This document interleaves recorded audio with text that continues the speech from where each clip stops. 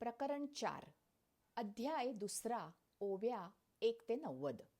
मोहात अडकलेल्या अर्जुनाला माऊली चिखलात फसलेल्या राजहंसाची उपमा देतात. माऊली म्हणतात, मोहामुळे अर्जुन अति जर्जर झाला.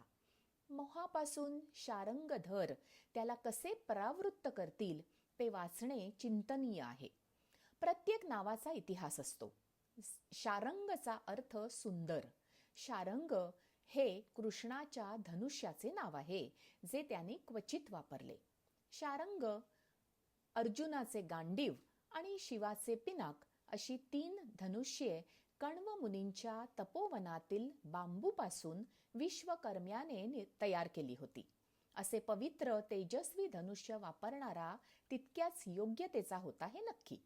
धनुष्याचा उल्लेख करण्यामागे हेतू हा की युद्धासाठी उभे राहिले की ध्येय लक्षात घ्यायला हवे. विरुद्ध उभा असतो तो शत्रू. त्यांच्याविषयी मनात करुणा असू नये. पोपटाच्या फक्त डोळ्यावर लक्ष केंद्रित करणारा, गांडीव सारखे धनुष्य वापरणारा अर्जुन ऐनवेळी अतिप्रेमामुळे अतिमृदुतेमुळे विचलित झाला. भावनेत गुरफटला आणि त्याला स्वतःच्या स्वरूपाचा, कर्तव्याचा विसर पडला. जेव्हा माणूस भावनेत फसतो तेव्हा कशाला महत्त्व द्यावे हे त्याला कळत नाही. सिंहासी झोंबे कोल्हा 2:16. भगवंत म्हणतात, तुझे असे निराशाजनक बोलणे ऐकून मला कोल्हा सिंहाची शिकार करत आहे असे वाटत आहे. इतका दुबळेपणा क्षत्रियाला शोभत नाही. युद्ध करताना विरुद्ध बाजूला असतो तो वध्य असतो. त्याला दया दाखवणे कदापि समर्थनीय नाही. अस्थानी दया सर्वनाशाला कारणीभूत ठरते. यावर अर्जुन म्हणतो, मी पार्थु द्रोणाचा केला, येणे धनुर्वेदू मज दिधला, तेणे उपकारे काय आभारैला, वधी तयाते 2:37. ज्यांनी माझे लाड केले त्या पितामह भीष्मांना मी कसे मारावे? ज्यांनी मला विद्या शिकवली त्या द्रोणाचार्यांविरुद्ध ते शिक्षण मी कसे वापरू? अशी वेळ माझ्यावर क्या यावी? अशा विचारांमुळे अर्जुन खचून गेला. एकेकाळी त्याचे लाड करणारे आज अन्यायाची साथ देत आहेत याचा त्याला विसर पडला. माणूस कल्पनेने जास्त थकतो, घाबरतो. तानाजीचे बलिदान व्यर्थ जाऊ नये म्हणून सूर्याजीला गडाचे परतीचे दोर कापावे लागले. जिंकू किंवा मरू असे मावळ्यांना सांगावे लागले. मग पासीच असता न दिसे, वस्तू जात 2:56. अंधार असेल तर समोर असलेली वस्तूही दिसत नाही. त्याप्रमाणे माणसाचे लक्ष, चित्त थाऱ्यावर नसले, मन अस्वस्थ असले की काय करावे ते सुचेनासे होते. निराशा, उदासी, नाराजी मनात असेल तर बुद्धी काम करत नाही. तिथे अज्ञानाचा अंधार पसरतो. जैसे मातेचा कोपी थोकले, स्नेह आथी 2:88. की औषधाचिया कडुवटपणी, जैसी अमृताची पुरवणी 2:89. संजय जाणतो की भगवंतांना अर्जुनाचे निराश होणे मनास आलेले नाही, म्हणून तो म्हणतो, यावर भगवंत काय बोलतील? कदाचित ते अर्जुनाला रागे भरतील. पण ज्याप्रमाणे आईच्या ओरडण्यामागे किंवा कडू औषध देण्यामागे माणसाचे हित असते, तसेच हे बोलणे असेल. जो टीका सकारात्मकतेने घेतो, प्रतिकूल परिस्थितीतही पचवू शकतो, तो टिकतो. नेटाने उभे राहणे हेच बरेचदा आवश्यक असते. वाढीसाठी ऊन, पाऊस, थंडी, वारा हे सर्वच आवश्यक असते. ते सोसून ताठ उभे राहणाऱ्या रूपाचा वृक्ष होतो.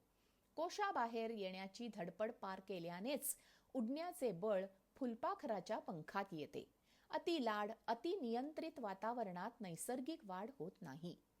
2ऱ्या अध्यायातील या पहिल्या 90 ओव्या आहेत. त्यात अर्जुनाच्या मनाची उलाढाल उलगडतात. प्रेमातून आपुलकी, आपुलकीतून अपेक्षा, अपेक्षातून मोह, मोहातून अविचार, अविचारातून अन्याय निर्माण होतो. आपला माणूस म्हटलं की त्याच्या चुका लक्षात येत नाहीत. म्हणून तर मुलांना गुरुकुलात शिक्षणासाठी पाठवले जाई. शिक्षण म्हणजे फक्त साक्षरता नाही, जीवन मूल्ये ही समजायला हवीत, सर्व कामे यायला हवीत. आईचे मन म्हणते थंडी आहे, झोपू दे. लहान आहे, काम जमणार नाही, दमेल, त्याला आवडतंय तेच खायला देते. याने प्रेम मिळतं, पण शिस्तीचे धडे राहून जातात. गुरुकुलात एकाला काम एकाला आराम असे होत नसे. कष्टामुळे शरीर मजबूत आणि मन खणखर होते. कौरव पांडव युद्ध झाले याचे एक कारण ते गुरुकुलात शिकले नाहीत असे सांगितले जाते. ते शिकताना राजकुमार म्हणून शिकले, त्यांना वेगळी वागणूक दिली गेली, त्यामुळे अहंकारी झाले, त्यांच्या अंगी नम्रता आली नाही. प्रकरण 5. अध्याय 2. ओवी 142. वेदा विनाशिनं नित्यं य एनं अजमव्ययम्. अर्थात आत्मा चिरंतर आहे, अविनाशी आहे. आत्म्याला कोणीही मारू शकत नाही. आत्मा नित्य आहे. या श्लोकाचा दृष्टांत देताना ज्ञानेश्वरांनी हे उदाहरण दिले आहे. आकाश एकच असते. घटाकाश म्हणजे भांड्यातील आकाश, मठाकाश म्हणजे घरातील आकाश व महत आकाश म्हणजे विश्वातील आकाश. असे माणूस आकाशाचेही भेद करतो. गवताने अथवा कौलाने घर साकारले जाते. घराला छप्पर चढवले की घरातून आकाश दिसत नाही म्हणून आकाश नष्ट होत नाही. तसे आत्मा दिसत नाही म्हणून तो नष्ट होत नाही. माऊली म्हणतात, घरातून आकाश दिसले म्हणून ते मालकीचे असते का? आकाश किंवा छत आले की दिसत नाही म्हणून आपण रडतो का? मग आत्मा काही काळ शरीरात असेपर्यंत आपल्याला दिसत होता, आपला वाटत होता. आता आपण पाहू शकत नाही म्हणून तो नष्ट झाला असे म्हणून दुःख करू नये. घटातल्या पाण्यात आकाश दिसते. घटातले पाणी सांडले किंवा संपले की आकाश त्यात दिसत नाही, पण आकाश असतेच. वस्तू थोडा वेळ सांभाळायला दिली म्हणून मालकीची होत नाही. पाळणा घरात मुले सांभाळणारी बाई ती मुले स्वतःच्या घरी गेली म्हणून रडत नाही. ती मी सांभाळली, आता ही माझी आहेत असे म्हणत नाही. प्रत्यक्ष आयुष्यात संपर्कात असलेली माणसेही तात्पुरती असतात. आपली होत नाहीत, ती देवाची, दुसऱ्याची ठेव म्हणून जवळ असेपर्यंत नीट सांभाळावी. जन्म हा भ्रम आहे. जन्मे न कोणी, मरे न कोणी, हे खरे. आयुष्य एक स्वप्न आहे.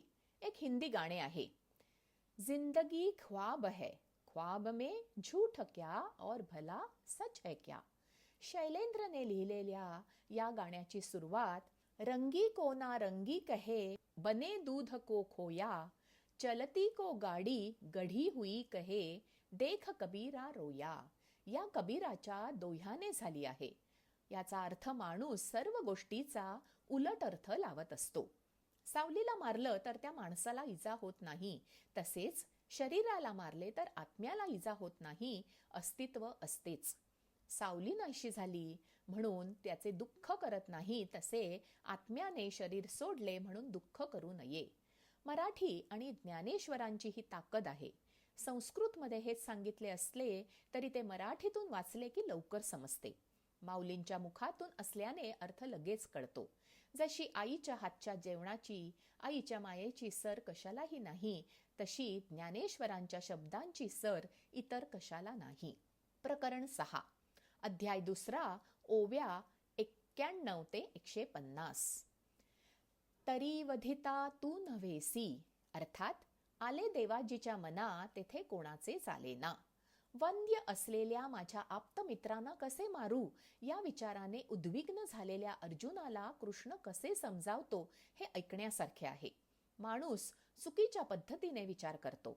माणसाला कोणत्याही गोष्टीचे मूळ तत्व समजत नाही आणि आपल्याला समजत नाही हेही समजत नाही. हे उपजे आणि नाशे, ते मायावशे दिसे. 2:105. कृष्ण अर्जुनाला सांगतो की डोळ्यावर जास्त विश्वास ठेवू नकोस. दिसतं ते समजतं असं नाही. वस्तूचा आकार बदलतो, काहीही पूर्णपणे नष्ट होत नाही. जन्म मृत्यू हा भास आहे. निसर्ग साखळी असते. अनेक घटकांच्या संयोगाने वस्तू बनते. कालांतराने त्यात बदल होतात, पण मूळ घटक नष्ट होत नाही. पृथ्वी फिरते म्हणून सूर्योदय आणि सूर्यास्त होतात किंवा भासतात. प्रत्यक्षात दिसत नसला तरी सूर्य असतोच. दिसत नाही म्हणजे नाही आणि दिसते म्हणजे आहे असे नसते. चंद्र दिसतो, अमेरिका दिसत नाही, म्हणून चंद्र अमेरिकेपेक्षा जवळ आहे का? अमेरिकेपेक्षा चंद्रावर जाणे सोपे आहे का? हा भ्रम म्हणजे माया. पत्त्यांचा बंगला पडला किंवा फुगा फुटला म्हणून मोठी माणसे रडत नाहीत. त्यांच्या दृष्टीने ती किरकोळ गोष्ट आहे. त्यासाठी फारसा वेळ, पैसे, श्रम लागत नाहीत. त्यावर लहान मूल मात्र रडते. ज्ञानी माणूस कोणत्याही घटनेने विचलित होत नाही, कारण तो जाणतो की मनाची शांतता घालवावी इतकी कोणतीही गोष्ट महत्वाची किंवा गंभीर नाही. माया आणि प्रेम यात भेद काय? माया आणि प्रेम समान शब्द नाहीत. एखाद्या गोष्टीत अडकून पडणे, अपेक्षा ठेवणे ही माया. त्या गोष्टीचा आनंद घेणे, कृतज्ञता असणे हे प्रेम. माया दुबळे करते, प्रेमात खूप शक्ती असते. धृतराष्ट्र मुलांवर करत होता ती आंधळी माया. कुंती मुलांवर करत होती ते प्रेम. तिने मुलांना आयते दिले नाही, हक्कासाठी लढायला शिकवले. न्याय सत्य जाणते ते प्रेम. फाजील लाड करते ती माया. चुका नाकारते, कारणे शोधते, भेदभाव करते ती माया. शिस्त असते ते प्रेम. दुर्गुणाकडे डोळे झाक करते ती माया. धृतराष्ट्र मोहात आंधळा झाला. खरे प्रेम आजच्या जगात केले जात नाही. प्रेम या नावाने जे केले जाते ती माया आहे. प्रेम निर्मोही असते. त्यात अपेक्षा, तुलना, अन्याय नसतो. प्रेमामुळे माणूस गुंतत नाही. ती गोष्ट जवळ हवी, मालकीची हवी असे प्रेमात वाटत नाही, मायेत वाटते. जया विषयांचा ठाई, एकनिष्ठता कही नाही. 2:113. आवड निवड हा सवयीचा भाग असतो. सुख आणि दुःख या कल्पना आहेत. जी गोष्ट एकाला आवडते ती दुसऱ्याला आवडेल असे नाही. एकदा आवडलेली वस्तू नंतर आवडेलच असेही नाही. माणसाला वस्तू मिळेपर्यंत त्याचे अप्रूप असते. वस्तू मालकीची झाली की त्याची किंमत नसते. मालकीमुळे अहंकार निर्माण होतो. म्हणजेच आवड निवड शाश्वत नाही. त्यात ठामपणे चूक, बरोबर, चांगले, वाईट ठरवता येत नाही. परिस्थितीनुसार, वेळेनुसार, व्यक्तीप्रमाणे वस्तूपासून मिळणारा आनंद बदलतो, म्हणून ते खरे किंवा प्रमाण मानता येत नाही. तैसे विचारिता निरसले, ते प्रपंचू सहजे सांडवले. मग तत्वता तत्व उरले, ज्ञानी यांसी. 2:131. डोळ्यांना अर्धसत्य दिसते. कणसाच्या टरफलात असलेले दाणे बाहेरून दिसत नाहीत. माहीत असेल तर माणूस बाह्य रूपावरून जाणतो की यात कोणते धान्य आहे. सोने तापवले की हिणकस जळते, शुद्ध सोने उरते. दह्यात लोणी दिसत नाही, पण दही घुसळले की लोणी मिळते. भुसकट उडून गेले म्हणून शेतकरी दुःख करत नाही. लोणी मिळण्यासाठी दही मोडावे लागते. तसे देह महत्वाचा नसून आत्मा महत्वाचा आहे हे जाणतो तो खरा ज्ञानी. तू धरुनी देहाभिमाने, दिठी सुनी या शरीराते. मी मारिता हे मरते, म्हणत आसी. 2:137. तरी वधिता तू नव्हेसी, हे वध्य नव्हती. 2:138. विरुद्ध असलेली माणसे मी कशी मारू हा प्रश्न अर्जुनाला पडला आणि तो निराश झाला. माझ्या हातून या व्यक्ती मारल्या जातील असे त्याला वाटले. युद्धात काहीही होऊ शकते. ते लोक जिवंत राहू शकतात, शरण येऊ शकतात. अर्जुनही मरू शकतो. चाल करून येतोय, त्याचा प्रतिकार करावा लागतो, या सर्वाचा त्याला विसर पडला. य एनं वेत्ति हंतारं, यश्चैनं मन्यते हतम्. या श्लोकाचा अर्थ आत्म्याला कोणी मारू शकत नाही, तो अविनाशी आहे असाच सांगितला जातो. पण माऊली म्हणतात अर्जुन त्यांना मारेल, किंबहुना ते त्याच्या हातून मारले जातील असे त्याला का वाटले?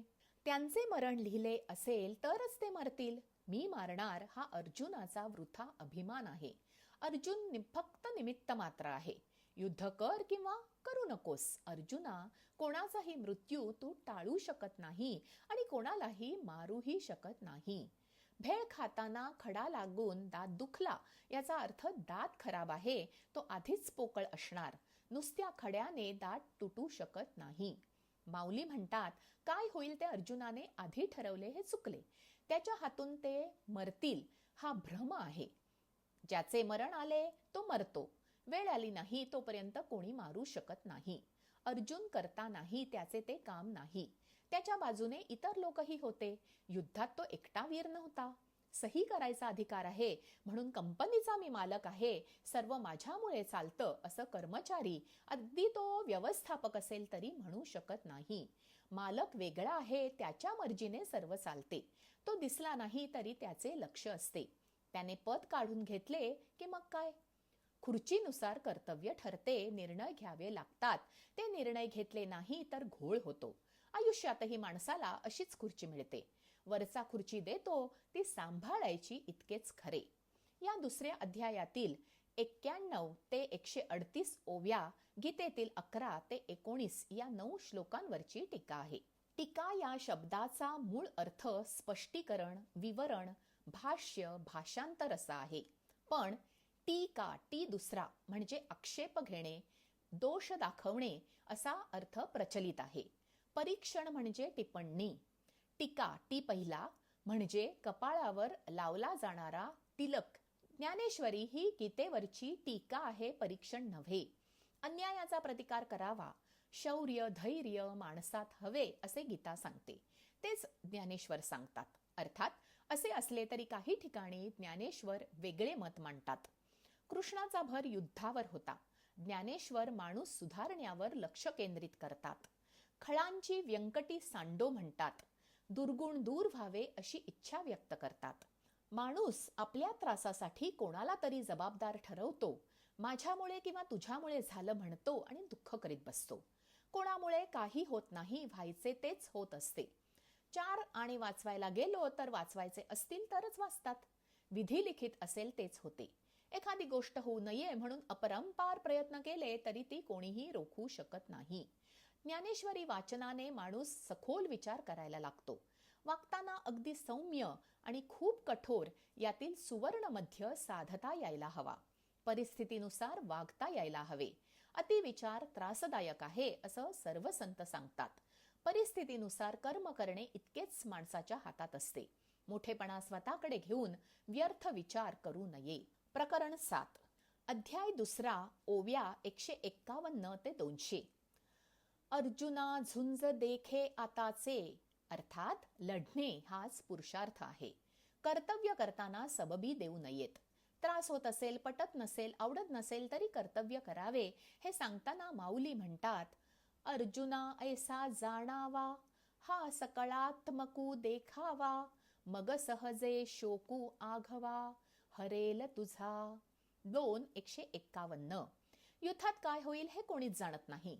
जी गोष्ट नाशवंत आहे तिचा अंत झाला म्हणून दुःख करू नये. जे अपरिहार्य आहे त्याचा स्वीकार करावा. माणसाच्या हातात काही नसते हे समजून घेतले तर दुःख, निराशा कमी होईल. मरे एक त्याचा दुजा शोक वाहे, अकस्मात तोही पुढे जात आहे. माणूस शोक नक्की कशाचा करतो? जाणारा आधी गेला म्हणून की रडणारा मागे राहिला म्हणून? मागच्याची वेळ आली की तोही जातो. त्याला जे कार्य दिले आहे ते पुरे झाले की तो जातो. रडण्यात, दुःख करण्यात, निराशेत वेळ घालवला तर रडणाऱ्या माणसाचे जाणे लांबते. चित्रपट किंवा नाटक बघायला गेल्यावर कलाकारांना, प्रेक्षकांना यातील काही सत्य किंवा वास्तव आहे हे माहीत असते. चित्रपटगृहात अनेक लोक असतात. ते तिकडे राहत नाहीत किंवा आपल्या बरोबरही येत नाहीत. आधी कोणी, कोणी नंतर, सर्व मुक्कामी जातात. तिथे काम करणारे लोक प्रेक्षक निघाले म्हणून दुःख करत नाहीत. आताचे प्रेक्षक गेले तरी पुढच्या खेळाला दुसरे लोक येतातच. जग चित्रपटगृहासारखे आहे. कोणी कलाकार, कोणी प्रेक्षक, कोणी कामगार. जगाचा निर्माता, दिग्दर्शक सगळी सूत्रे हलवत असतो. बर्फाचा गोळा खाताना तो वितळतो. शाळा किंवा ऑफिस सुटले की सगळे आपापल्या घरी जातात. सहलीत, प्रवासात भेटलेली माणसे परत क्वचितच भेटतात. पाहुणे घरी तात्पुरते येतात हे माहीत असते. माणूस त्यावेळी त्याचा आनंद घेतो आणि आनंदच मनात ठेवतो. दुःख त्याच्या मनात येतही नाही. आयुष्याचेही असेच असते. जगण्याचा आनंद असावा. आपण आणि इतर आहोत तोपर्यंत उपभोग घ्यावा. या भूतलावर काही हेतूने माणूस येतो. ते काम पूर्ण झाले की तो जातो. त्यात दुःख करू नये. सहवासात इतकेही गुंतून पडू नये. उपजे ते नाशे, नाशले पुनरपी दिसे, हे घटिका यंत्र तैसे, परिभ्रमे गा. 2:159. ज्याला सुरुवात आहे त्याला शेवट असतोच. बदल हा निसर्गाचा नियम आहे. गोष्ट जशी आहे तशी स्वीकारायला हवी. वर्गात जे विद्यार्थी अनुत्तीर्ण होतात त्यांना त्याच वर्गात राहावे लागते. पास झालेला विद्यार्थी पुढच्या वर्गात जातो. नापास झालेला स्वतः नापास झाला म्हणून रडतो. मित्र पास झाला म्हणून रडत नाही. लोलकाचे घड्याळ किल्ली असेपर्यंत अविरत हलते. देह तसाच आहे. जितनी चाबी भरी रामने, उतना चले खिलौना. अर्जुना झुंज देखे आताचे, हे हो काज दैव तुमचे. 2:191. अनेकदा माणूस रोजच्या कटकटीने इतका वैतागतो की त्यातील चांगली बाजू त्याच्या लक्षात येत नाही. माणूस चिडला की तो सारासार विचारशक्ती गमावून बसतो. मनाविरुद्ध एखादी गोष्ट करायला लागली की त्यात दुप्पट शक्ती वापरली जाते. त्या परिस्थितीकडे नंतर त्रयस्थपणे पाहिले असता त्या प्रसंगी अजून चांगले वागू शकलो असतो असे वाटते, किंवा एखादी गोष्ट लक्षात आली नाही, वाटले तितके ते कठीण नव्हते असे कळते, तेव्हा कळून उपयोग नसतो. म्हणून आहे त्या परिस्थितीचा स्वीकार करावा, नेहमी चांगले बोलावे, चिडू नये. अन्यायाविरुद्ध न्यायासाठी लढावे. स्वतःचे किंवा आप्त स्वकीयांचे चुकत असेल तर चूक मान्य करावी, सुधारावी. कितीही त्रास असला, राग आला तरी जी परिस्थिती आहे तिचा आपण सामना करू शकतो, यासाठी आपण योग्य आहोत हा एक प्रकारे सन्मान आहे, ते आपले भाग्य आहे असा विचार करावा. बरेचदा माणसाला वाटते, माझ्याच बाबतीत का? यावर एकाने खूप छान उत्तर दिले की कारण त्यासाठी मी सर्वात उत्तम व्यक्ती आहे, दुसऱ्या कोणाला ते जमणार नाही असे देवाला वाटत असावे. मला त्यासाठी योग्य समजले म्हणून मी त्या विश्वनियंत्याचे मनापासून आभार मानतो. चांगल्या गोष्टींचा उपभोग घेताना जर या गोष्टी मलाच का असे वाटत नसेल, तर मग त्रासदायक गोष्टींसाठीही असे वागणे गैर आहे. प्रत्येकाला सुख आणि दुःख समप्रमाणात असते. माझे दुःखाचे भांडे कसे रिकामे होईल? सुख लक्षात घेतले जात नाही, दुःख मात्र सतत उगाळले जाते. धडधाकट देह, वेळेवर मिळणारे पोटभर जेवण आणि रात्री मिळणारी शांत झोप हेही सुखच आहे. माणसाच्या अपेक्षा त्याची दिशाभूल करतात आणि कस्तुरी मृगाप्रमाणे माणूस सुखाच्या शोधात भटकत बसतो. ना तरी रणी शव सांडिजे, ते चौमेरी गिधी विदारिजे, तैसे स्वधर्महीन अभिभविजे महादोषी. 2:200. कृष्ण म्हणतो, शरीर नाशिवंत आहे हे कळत नाही, व्हायचे ते होणार हेही पटत नाही. सुख आणि दुःख दोन्ही भोगावे लागतात हे लक्षात येत नाही. तू क्षत्रिय आहेस, सैनिक आहेस, युद्धभूमीवर उभा आहे, याचा अर्थ तुला युद्ध करायला हवे हे तरी मान्य कर. युद्धासाठी हाक मारली की लढायचे हा सैनिकाचा धर्म किंवा कर्तव्य आहे. कर्तव्य पालन हा मनुष्याचा धर्म आहे, तो पाळायला हवा. कर्तव्य कोणते हे ठरवताना माणूस गोंधळतो. कर्तव्य ठरत नाहीत म्हणून ती माहिती नसतात, माहिती नाही म्हणून ती पाळली जात नाहीत. गिधाडे ज्याप्रमाणे मृतदेहाची विल्हेवाट लावतात, त्याप्रमाणे जो माणूस कर्तव्य पाळत नाही त्याच्या अंगी दुर्गुण वाढीला लागतात आणि त्याचा ऱ्हास किंवा नाश होतो. शत्रूची गरज नाही, तो माणूस स्वतःला संपवतो.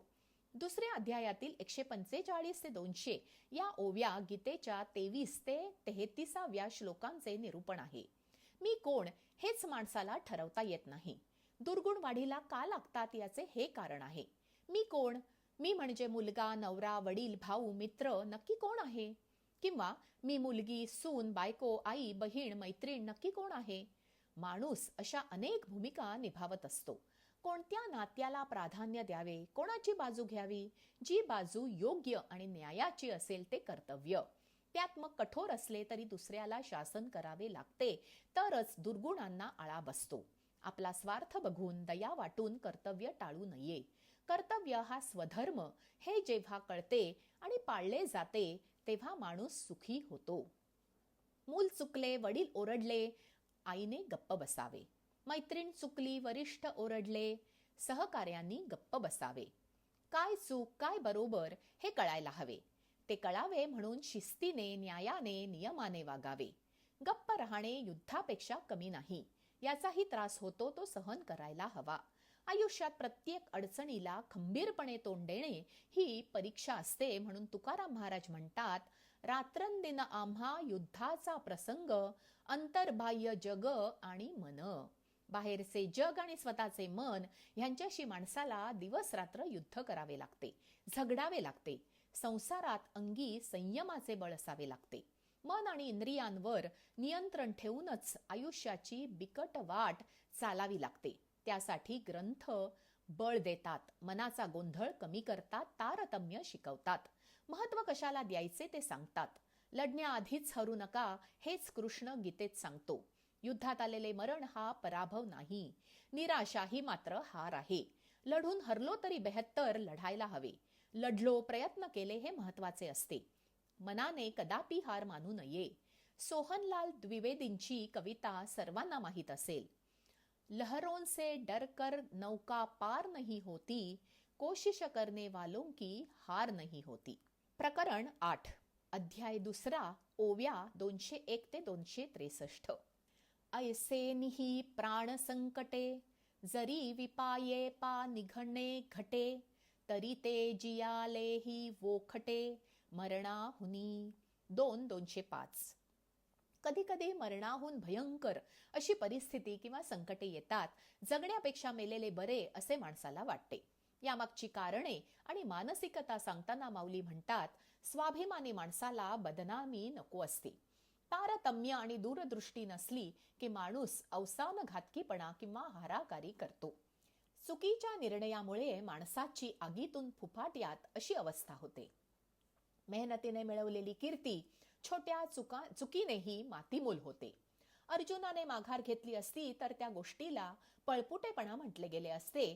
दया आली म्हणून लढलो नाही हे त्याचे म्हणणे कोणीही मानले नसते. युद्धातून माघार घेतल्यावर जगणे आपल्यासारख्या वीराला जमेल का याचा विचार न करता अर्जुन युद्ध नको म्हणाला. युद्धभूमीवर अचानक प्रेम उचंबळून येऊन शरणागतीची भाषा बोलू लागला. दुर्योधनाचे आजवरचे सर्व वागणे विसरून गेला. ज्याने आजवर सुखाने जगू दिले नाही तो यापुढे विनासायास जगू देणार नाही हे त्याच्या लक्षात आले नाही. देखे स्वधर्मू हा आचरता, दोषू नाशे असता, तुझ भ्रांती हे कवण चित्ता, एथ पातकाची. 2:222. योग्य आहे ते केले तर त्याचा दोष लागत नाही. शब्दांचा अर्थ अनेकदा चुकीचा लावला जातो. धर्म म्हणजे कसे वागावे हे सांगणारी प्रणाली. स्वतःपुरते न बघता इतरांचेही हित असेल असे कर्म करणे हा माणसाचा स्वधर्म. प्रांताप्रमाणे वेगवेगळ्या प्रणाली बनल्या. शिस्तीने, नियमाने, न्यायाने, धर्माने वागले पाहिजे म्हणून रामाने रावणाला आणि कृष्णाने कंसाला मारले. सैनिकांनाही शत्रूला मारावे लागते. न्यायालय, पोलीस असतात. कौरव पांडव युद्ध हे दुसऱ्याचा अधिकार न मानल्याने, दुसऱ्याची सत्ता बळकावल्यामुळेच म्हणजेच स्वधर्म न पाळल्याने झाले. चुकीच्या गोष्टीला विरोध केला नाही तर अनागोंदी माजते. आपला माणूस असला तरी मनमानी खपवून घेऊ नये. योग्यतेनुसारच हक्क, अधिकार, संपत्ती, सत्ता मिळवायला हवे. हक्कासाठी लढायला हवे. त्याच्याकडून घ्यायला नको म्हणून उसने वैराग्य उपयोगाचे नाही. हक्क सोडणे हे दान, उपकार, मदत, दया, सज्जनपणा यापैकी काहीही होऊ शकत नाही. विरोधात जायचे नाही, स्वतःचे म्हणणे मांडता येत नाही, पटवून देता येत नाही, अशा गोष्टीमुळे अन्यायाला, चुकीच्या वागण्याला, मगरुरीला खतपाणी मिळते. कोणी कसेही वागले आणि नुसते बघत बसले तर गप्प बसणारा दोषी असतो. एक युक्तिवाद असा केला जातो की समोरचा ऐकतच नसेल तर सतत वाद घालायचा का, भांडत राहायचे का, मी म्हणेन तेच बरोबर हा स्वतःचा अहंकार नाही का. वादाने अशांतता पसरते. जर समोरच्याची खरंच चूक असेल तर विरोध करावा. उठसूट उगाच वाद घालू नये. समोरचा ऐकत नाही याचा अर्थ समजावणाऱ्याचे चुकत आहे किंवा समोरच्याची चूक नाही. तयारीने मुद्देसूद सांगता यायला हवे. स्वतःचे मत मांडणे, त्यावर ठाम राहणे हा अहंकार नाही. उलट हक्क सोडणे ही हरलेली मनोवृत्ती आहे. शास्त्रज्ञांच्या शोधाचे स्वागत केले नाही, त्याला विरोध झाला तरी त्यांनी आपले म्हणणे सोडले नाही. त्रास नको म्हणून गप्प बसले नाहीत. योग्य दिशा दाखवणे कर्तव्य मानले, त्यासाठी कष्ट सहन केले. एका चोराला पोलीस पकडतात. त्याला त्याची आई भेटायला येते तेव्हा तो तिचा कान चावतो. तो म्हणतो, लहानपणी वर्गातल्या मुलाची पेन्सिल मी उचलून आणली तेव्हाच तू मला समजावून ती परत करायला लावली असतीस तर आज मी इथे नसतो. तू ओरडली नाहीस त्यामुळे असे करू नये हे मला कळलेच नाही. छोट्या कृतीतूनही भलता अर्थ निघतो. मूल काय करतं यावर लक्ष असणे, याला चूक झाली तर सुधारणे आईचे किंवा पालकांचे कर्तव्य आहे. त्याला वाईट वाटेल, त्याला कळत नाही असा विचार, कीव, दया, लाड करून चालत नाही. मुलाला चूक कळली नाही तर त्यात त्याचा दोष नाही. मुलं पालकांचे ऐकण्याऐवजी पालकांनीच मुलं म्हणतील तसे वागणे घातक आहे. चूक दुर्योधनाची एकट्याची नव्हती. त्याच्या इतकेच धृतराष्ट्र आणि गांधारीही जबाबदार होते. त्याच्या दुर्गुणांना खतपाणी घालायचे काम धृतराष्ट्राने केले आणि गांधारी मातृधर्म विसरून पत्नी धर्म निभावत राहिली. कुंतीने मुलांवर डोळ्यात तेल घालून संस्कार केले. शिवराय घडले हे श्रेय जिजाऊंना आहे. काळजावर दगड ठेवून मनात विश्वास ठेवून ती माऊली अखंड शिवबाच्या पाठीशी खंबीरपणे उभी राहिली. हे आई म्हणून बजावलेले कर्तव्य स्वधर्म पालन आहे. जिजाऊ स्वतःचा आणि मुलाचा जीव धोक्यात घालायची गरज नाही असे म्हणून गप्प बसल्या नाहीत, म्हणून आज महाराष्ट्र अस्तित्वात आहे. कठोर व्हायला हवे तिथे व्हावे लागते. संसारात त्रास होतो, वाईट वाटते, आवडत नाही, स्वभाव नाही म्हणून चालत नाही. नवरा किंवा बायको चुकत असेल तर त्यांना आवरायला लागते. त्यावर मुलांचे संसाराचे भविष्य अवलंबून असते. साथ द्यावी, बाजू घ्यावी, पण चुकाही सुधाराव्या. हे सत्ययुग नाही. आता वाल्याच्या पापाचे फळ बायकोलाही भोगावे लागते. वाल्याला वाल्मिकी करणारे नारद सहजपणे भेटत नाहीत. म्हणूनच स्वधर्म प्रत्येकाने ओळखायला आणि पाळायला हवा. बुद्धी आणि कर्म दोन्ही आवश्यक आहेत. हे सांगताना माऊली म्हणतात, जैसी दीप कळिका धाकुटी, परी बहु तेजांते प्रगटी, तैसी सद्बुद्धी हे थेकुटी, म्हणो नये. 2:238. छोटीशी ज्योत अंधार दूर करते, त्याप्रमाणे सद्बुद्धी योग्य मार्ग दाखवते. जगात पांडित्य खूप आहे, पण बहुतेक जण ते अर्थार्जनासाठी आणि ऐशो आरामासाठी वापरतात. त्यामुळे मनुष्य जन्म आत्मशुद्धीसाठी मिळाला आहे याचे विस्मरण होते. मीच्या पलीकडे जाऊन विचार करणे, देहाच्या सुखात न गुरफटणे हे आत्मज्ञान आहे. स्वच्या पलीकडे जाऊन कर्म करतात म्हणून थोर माणसे वंदनीय ठरतात. स्वातंत्र्य सैनिकांनी मातृभूमीचे देणे लागतो म्हणून स्वतःच्या सुखाची होळी केली. निश्चय असला तर मोठी कार्ये होतात. स्वतःचे आणि कुटुंबाचे दायित्व स्वीकारायलाच हवे. पण माणूस देशाचे समाजाचेही देणे लागतो. माणसात सहन शक्ती हवी. देहाला मनाला अति महत्व देऊ नये. स्वतःचे अधःपतन करू नये. कणाहीन जगणे स्पृहणीय नाही. विवेकानंदांनी म्हटलेले उत्तिष्ठ जाग्रत अनुसरायला हवे. शरीराने सशक्त आणि मनाने खंबीर व्हायला हवे. दगडावर आपटले तर दगड फुटायला हवा इतके माणसाने मजबूत असायला हवे. जरी वेदे बहुत बोलिले, विविध भेद सूचिले, तरी आपण हित आपुले, तेची घेपे. 2:260. वेदात खूप विषयांची माहिती असली तरी योग्य आहे तितकेच ज्ञान आपण घ्यावे. माऊली म्हणतात की चालायला लागलो तर खूप रस्ते किंवा वाटा असतात, पण आपण एकाच वाटेवर जाऊ शकतो नव्हे. एकाच मार्गाने जायला हवे तरच मुक्कामी पोचू. प्रत्येक रस्त्यातून माघारी फिरलो, रोज नवीन वाटेवर चाललो तर कधीच मुक्कामाला पोचणार नाही. जी वाट धरू त्या वाटेवर धीराने विश्वासाने वाटचाल केली तर समाधान मिळते. ज्ञानाचा योग्य वापर करणे हा विद्यार्थ्याचा धर्म आहे.